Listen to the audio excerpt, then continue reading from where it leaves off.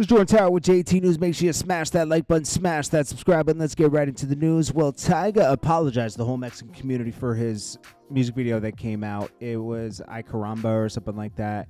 He sat down with the Mexican community, what's his name? American Cholo, right? And, you know, Power 106 made him sit down with him, and they described their grievances, and Tyga eventually took down the video, right? Okay? But the Latin community's always screaming the N-word in the rap music, right? They didn't apologize for that. Well, footage emerges of American Cholo calling out black people with all kinds of slurs. So how is he up there downplaying Tyga for his music video, which really isn't so bad, right, compared to what this guy's doing in this video? And you can watch it on Twitter. I can't even play it here. He's saying all kinds of slurs towards black people. It's just disgusting, man. What makes it more disgusting is the way he tried to shame Tyga for doing. I wish Tyga had seen this before he sat down with this guy at Power 106. And Power 106 should be ashamed of themselves for having this guy represent the Latin community and shame Tyga. Seriously. Now, Game and 50 Cent. Game saved 50 Cent's career. It was over for him. We talk about that all the time, right?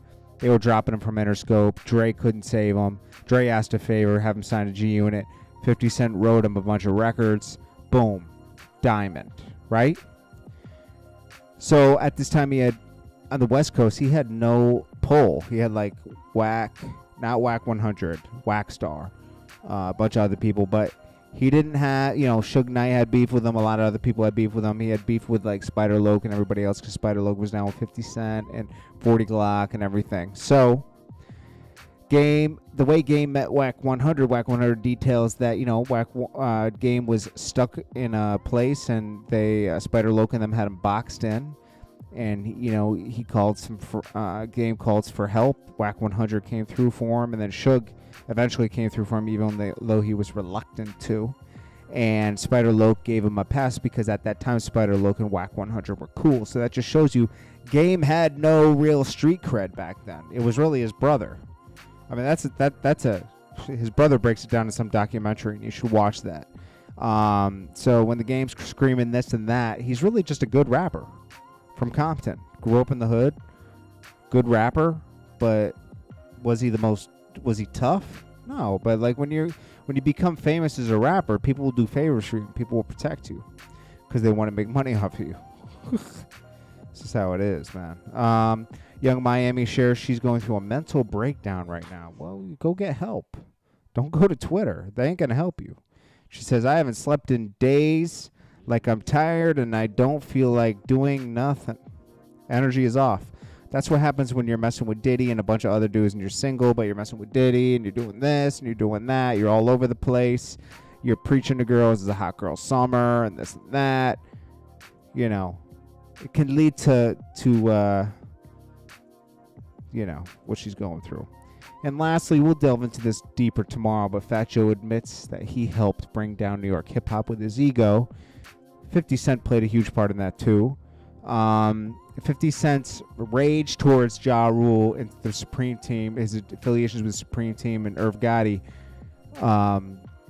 spilled off into other artists that did songs with Ja Rule, like Jadakiss, Fat Joe, a bunch of other people. 50 Cent had New York tense and not unified. And eventually, you know, then G-Unit beef with Dipset, it led to the demise of New York hip-hop. Fat Joe played his part too. So, it is what it is. New York was like its own thing. New York was like five coasts. The thing about New York was, since a lot of you can't relate to that, you had the Bronx, Brooklyn, Harlem, Staten Island, Queens, right? Everybody was kind of like competitive. That's all I could say. Very competitive. And that's why unity lacked. You know, that's why. Because New York was in competition with itself. It wasn't in competition with other. Nobody ever thought that other places would emerge and be triumphant. Now, Atlanta's at odds with itself too at this point. So it always happens. You know, you rise and you fall. That's how it goes. Anyways, we'll leave it at that. I appreciate you guys very much, and I will check you guys in the next one. I hope you guys have a great day or a great start to your day. It's a great Sunday.